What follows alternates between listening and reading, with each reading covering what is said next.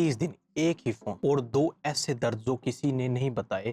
मैंने Vivo Y39 को अपनी जिंदगी का सेंटर बना लिया और सच कहूँ तो कुछ बातें ऐसी है जो आपको और कोई नहीं बताएगा। अगर आपने 19,000 खर्चा करके Y39 लेने का सोच लिया है तो पहले ये वीडियो खत्म कीजिए वरना यकीन मानिए पछतावा हो सकता है। नमस्कार दोस्तों, अनबॉक्स एक्सपर्ट के एक और एपिसोड में आपका स्वागत है। पिछले 30 दिनों से ये Vivo Y39 मेरे और मेरी टीम का साथी बना रहा है। कोई दूसरा फोन नहीं, कोई बहाना नहीं, सुबह उठने के अलार्म से लेकर रात की वेब सीरीज तक सब कुछ इसी पर। आज मैं आपको इसका वो कच्चा चिट्ठा सुनाने वाला हूँ जो कंपनी के ब्रोचेस में नहीं छपता।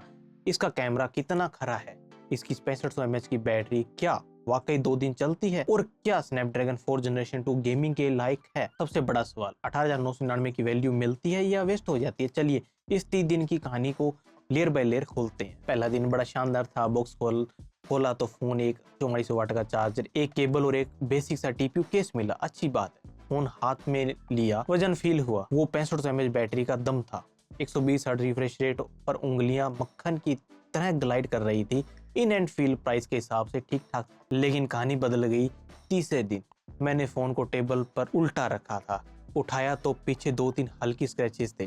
ग्लोसी प्लास्टिक बैग देखने में सुंदर लगता, लेकिन स्क्रैचेस का मेहमान है। केस के बिना तो यूज करने की सोचिए भी मत। 10 दिन ऑफिस जाते हुए फिंगरप्रिंट सेंसर बार बार फेल हुआ। इतना इरिटेट हो गया कि फेस अनलॉक यूज करना पड़ा, लेकिन तेज धूप में ब्राइटनेस आधी हो गई, स्क्रीन देखना मुश्किल हो गया। ये पहला बड़ा झटका था। 15 दिन तक फोन मेरी आदत बन गया था। मेल्स, चैट, थोड़ा बीजे में रात भर रील्स, लेकिन अब बुरी आदतें सामने आने लगी थी। इस फोन में 6.68 इंच की LCD स्क्रीन है जो 120 हर्ट्ज रिफ्रेश रेट के साथ आती है। पेपर पर थोड़ा मस्त लगता है, लेकिन असली दुनिया में दो फ्लॉस।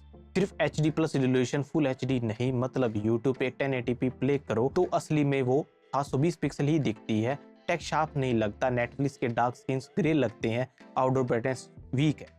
कंपनी कह रही है 650 निट्स, लेकिन धूप में व्हाट्सएप चैट करना एक स्क्विंटन बन जाता है। हाँ, इंडोर में स्क्रॉल करना बटर स्मूथ लगता है, लेकिन कभी कभी UI 60 हर्ट्ज पर अटक जाता है। रीस्टार्ट करके ठीक हो जाता है। ओवरऑल ये डिस्प्ले ऐसा है जैसे एक फास्ट रनर को वीक शूज पहना दिए हैं। पोटेंशियल है पर कमी भी है। रोज के कामों में मस्त चला। व्हाट्सएप, क्रोम के 10 टैब्स, स्पॉटिफाई कॉल्स, कोई इशू नहीं। 8GB RAM plus 3GB virtual RAM दिखाता है, पर असली काम 8GB का ही है। गेमिंग में भी स्मूथ प्लस हाई सेटिंग्स पे 40 फ्रेम पर सेकंड देता है। HD पर गिर के 28 से 30 फ्रेम पर सेकंड हो जाता है। लॉन्ग सेशंस में पीछे हल्का वार्म फील होता है। जेंसिक इम्पैक्ट मीडियम सेटिंग्स पे 28 फ्रेम पर सेकंड था। हैवी एक्शंस में 23 फ्रेम पर सेकंड। प्लेबल नहीं, लेकिन लो पे थोड़ा मैनेजेबल है। मल्टीटास्किंग वीक, 7 से 8 ऐप्स रख लेता है, लेकिन कैमरा खोलते ही कुछ ऐप्स बैकग्राउंड से क्लियर कर देता है। एक बार पूरा फोन फ्रीज भी हुआ। कंक्लूजन, नॉर्मल काम प्लस कैजुअल गेमिंग के लिए लेकिन सीरियस गेमर्स के लिए ओप्पो या iQOO बेटर है इनसे। डे लाइट फोटोज अच्छे निकालता है नेचुरल कलर्स के साथ। AI मोड कभी ज्यादा सैचुरेशन दे देता है। पोर्ट्रेट मोड 80% टाइम सही है। सेल्फी एवरेज है। डिफॉल्ट ब्यूटी मोड 40% पे होता है। बंद करो तो बेटर लगती है। नाइट फोटोज नॉइजी और सॉफ्ट है। नाइट मोड थोड़ा इंप्रेसिव करता है पर मिरेकल नहीं।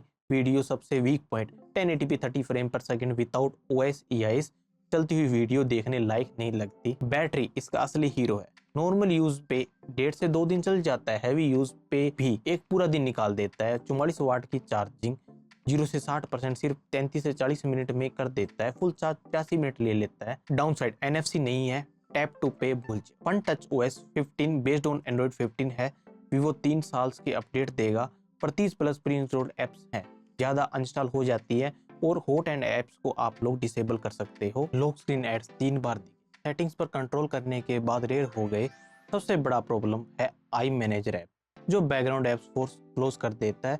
विजुअल स्मूथ है, आइकन्स कलरफुल और डार्क मोड ठीक है। 3 अच्छी बातें और 3 बकवास बातें। इस फोन में अच्छा क्या है? Battery king, 6500 mAh long backup plus fast charging, smooth 120 hertz experience, daylight camera, decent photos. और इस फोन में खराब क्या? आउटडोर डिस्प्ले वीक प्लस सिर्फ HD प्लस वीडियो की no stabilization. NFC missing in 2025 is unacceptable. अगर आप लोग इस वीडियो को अब तक देख रहे हो तो लाइक बटन दबा दो और कमेंट में बताना बैटरी, कैमरा या परफॉर्मेंस तुम्हारे लिए सबसे जरूरी क्या है। अब बात करते हैं इस फोन को किसे खरीदना चाहिए।